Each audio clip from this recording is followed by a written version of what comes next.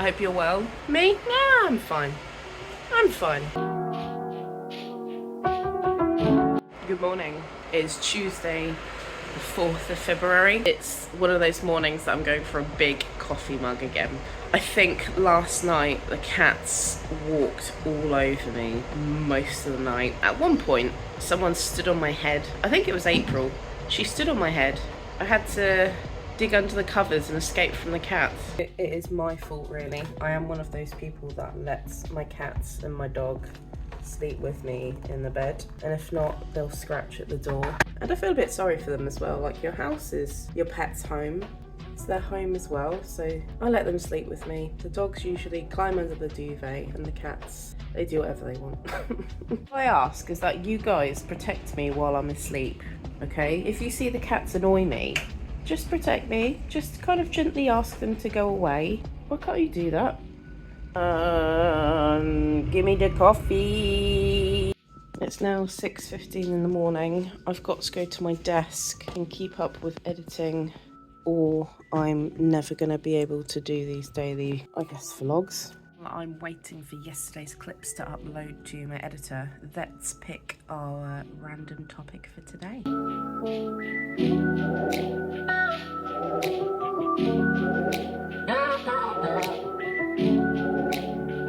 Let's go and pull out my eyeliner from my bag this morning. Instead, I pulled out a black felt tip pen.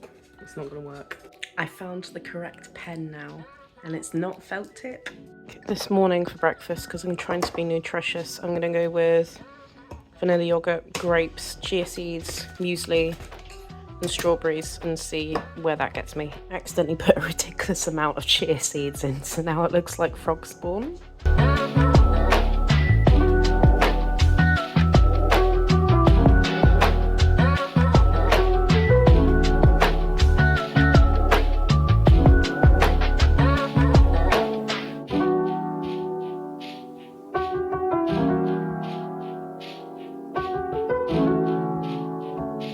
Speaking to a client about 3D printing the other day, and he made us this. How cute are these?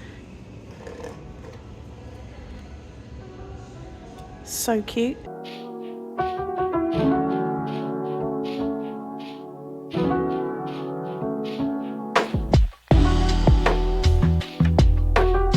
Hi.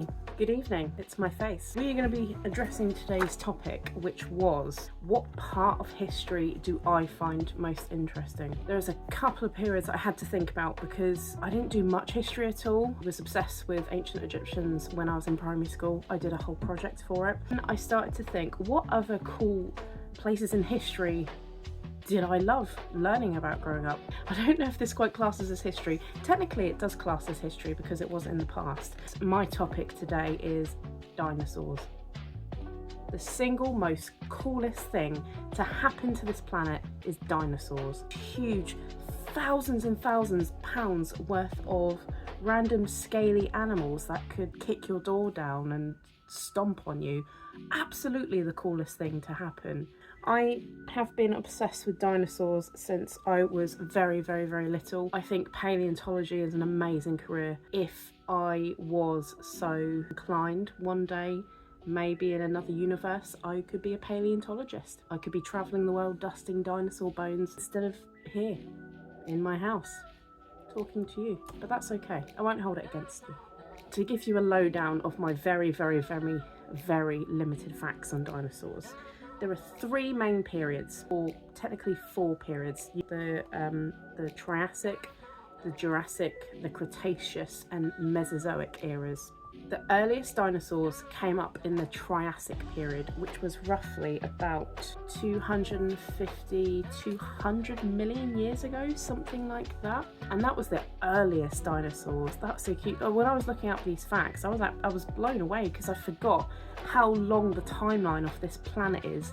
There were no countries, it was just Pangea, a whole one continent. The evolution of dinosaurs was vast. I think they lived in total around 165 plus million years. That was the total time they were around. So across these 3-4 eras spanned 165 million years. Humans have not even been around that long. They all didn't exist at once. They all came in different stages, much like, I guess, if you look at early humanoids, you've got the Neanderthals, you've got cavemen, whereas humans appeared 5 to 6 million years ago. 165 plus 5 to 6 million years ago. That's a huge difference.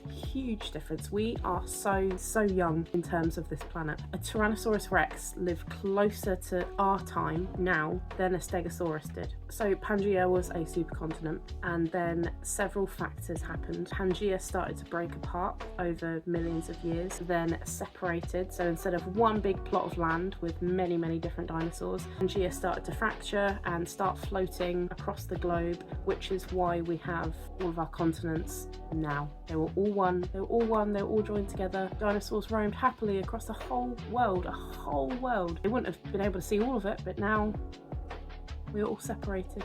During these periods, in the Triassic period, it was a mass extinction event. It wiped about 90% of the entire dinosaur populace off the planet. Mass extinction events, and the reasons behind it, aside from that last one, which was the asteroid, there was climate change, there was volcanic eruption, earthquakes, so many things that when it was the end of the time period, wiped them all out. The interesting thing about these mass extinction periods is that, especially the last one, the asteroid, is that it did wipe out most of the dinosaurs, but only the earliest evolution of birds survived. Any dinosaurs that had the ability to fly or burrow or were lucky enough to be in a least affected area of the asteroid, they managed to survive. Now, those that did survive the mass extinction event, they either got roasted by the asteroid, or they later succumbed to the toxic fumes in the air, or they might have died out because of lack of food, or there might have been some other reason.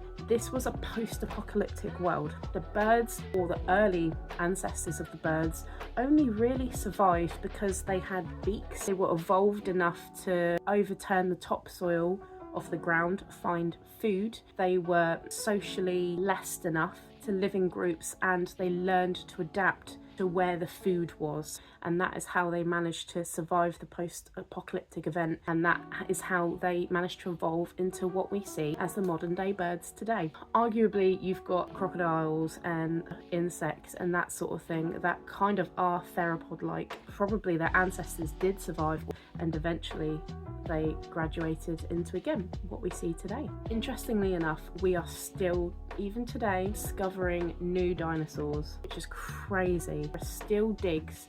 We still, every now and again, have a new species or subspecies of dinosaur that somebody's found somewhere in their garden, under their car parking space, in the most obscure areas.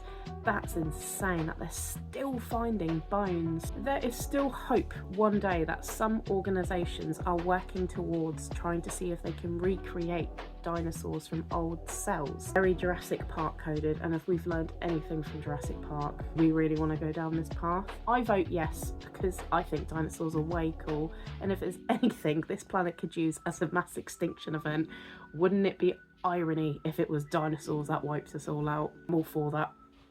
Bring on the dinosaurs. So yeah, out there somewhere, there is a Holly who is a paleontologist with one of those little brushes in her hand. She's wearing a little Indiana Jones cap, maybe a little bum bag, khaki trousers, and she is dusting away at somebody's old femur bone, wondering what Holly in another life is doing.